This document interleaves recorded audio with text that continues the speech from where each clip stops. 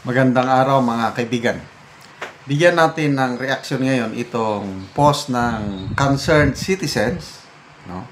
Isinare lang niya ang statement ni Senator Kiko Pangilinan pagbatikos sa Malacanang. Yung ginagawa nila sa ICI na sikreto yung mga hearing. Sinare din dito ang isang article na sinulat ni Attorney Joel Rodriguez Dizon. Unahin ko dito kay Senator Kiko, 'di ba? Lumalabas na magkakampi na sila. Dati binabatikos ang Marcos, ngayon kakampi na eh. Kailang hindi na nakapagtiis si Senator Kiko. Ito ang kanyang pahayag. Transparency is fundamental to public accountability. With all due respect. Nung una, binabatikos ang mga Marcos. Ngayon, with all due respect. Kasi magkakampi na eh. Dito, hindi na nakapagtiis. Salamat naman, Senator Pangilinan, sa inyong pahayag. Dapat wala nang kulay-kulay sa politika pagdating sa laban sa korupsyon. Magsama-sama tayo itong ginagawa ng gobyernong ito. With all due respect. The decision of the ICI to prevent the public from monitoring its proceedings online is ill-advised. Palpak, pangit. Sino bang nag-advise niyan?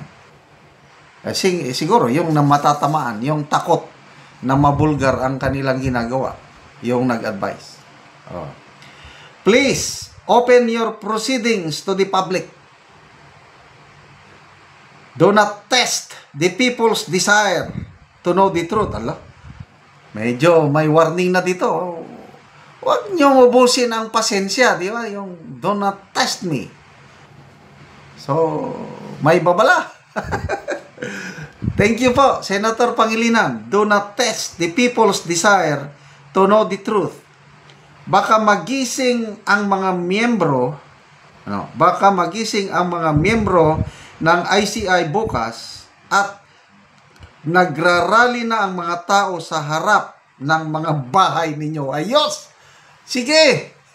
Pwede yan. Doon na. Kasi nung una, ang irarally, yung mga bahay ng mga congressman, mga contractor ba. Ito ngayon, pwede. Doon magrally sa bahay ng mga ICI members para maipakita na seryoso ang taong bayan. Bakit nila itago? Galing. Yan, Senator Kiko Pangilinan urging the Independent Commission for Infrastructure to revise the decision not to live stream its hearings, warning that transparency is vital to public trust. Salamat, Attorney Kiko Pangilinan. Dapat magsalita tayo lahat laban sa korupsyon. Okay, ito naman kay Attorney Joel Rodriguez Dizon. Ganda. Sabi niya, Malacanang doesn't get it.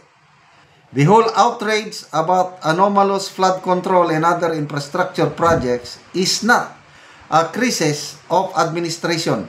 It's a crisis of confidence. What is on trial now is how inefficient the DPWS is and actually building infrastructure, or how undiligent the COA is at tracking public monies, or even how faithful congressmen and senators are to their sworn duty to uphold the general welfare. So hindi yun ang trial. What is on trial is the very credibility of government itself. Ako, wala na akong credibility. Wala na akong katiwa-tiwala dito sa ICI ngayon. Pag hindi nila baguhin yung kanilang policy na secret hearing. Noong una, may tiwala pa ako, yung credibility ng ICI, okay pa sa akin, nung nandyan si Mayor Magalong. Ngayon, na umalis siya, zero. It's just a waste of time, taxpayers' money, itong ICI investigation nito. So, the announcement by the pledging Independent Commission on Infrastructure that it will not televise its proceedings is the dumbest, dumbest thing to say, second only to exhorting the public to show its trust to the ICI. Paano ka magtiwala na hindi nyo naman ipakita yung proceedings? Niloloko nyo ang taong bayan. Ano ba kayo? What do these people take the Filipino for? Idiots? Mr. Attorney ito yung nag-announce, Attorney Brian Osaka. Attorney, wag nyo naman kaming insultuhin. Hindi naman kami mga obob o tsotso. Magtiwala kayo sa amin. Tell it to the Marines. Tiwala kayo.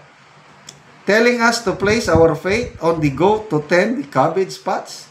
We don't even know these people comprising the ICI that well. Yes. Except kay Mayor Magalong, kilala ko. Singson, Reyes, may yung isa pa, yung babae, hindi ko kilala. All we know is that in some way or other, they are used to be part of the system they are investigating themselves. When the public clamored to enforce public accountability by upholding transparency to the utmost, they were not asking the government to throw a veil over the entire accountability system. Are we to take that as a meaning that we do not see can't hurt us?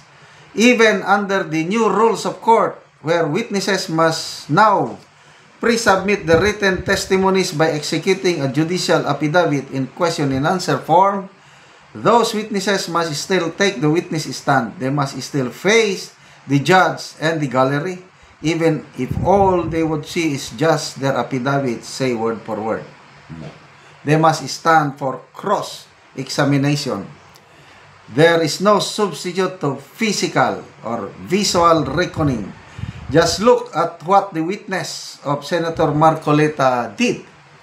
Orly Gutesa exploded his bomb by groping his way around his own defective affidavit in halting hesitation all the time while taking dictation guides from Marcoleta. Anyway,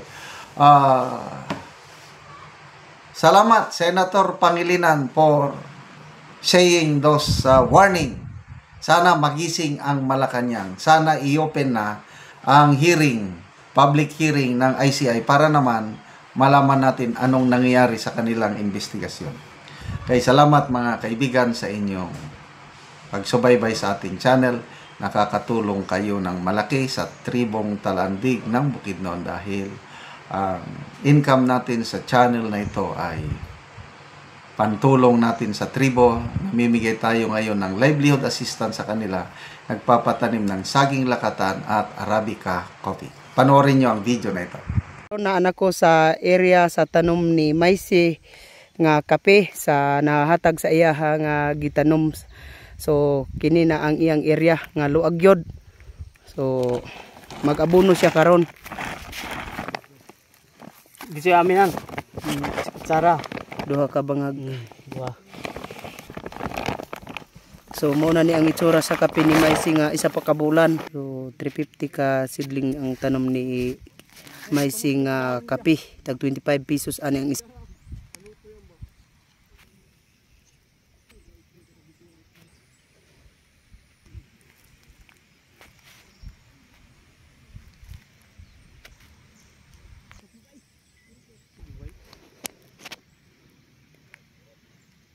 Karon human sa pag-abono ni Maisi sa iyang tanom nga kape, naga-spray na pod siya sa Rumix o Karate.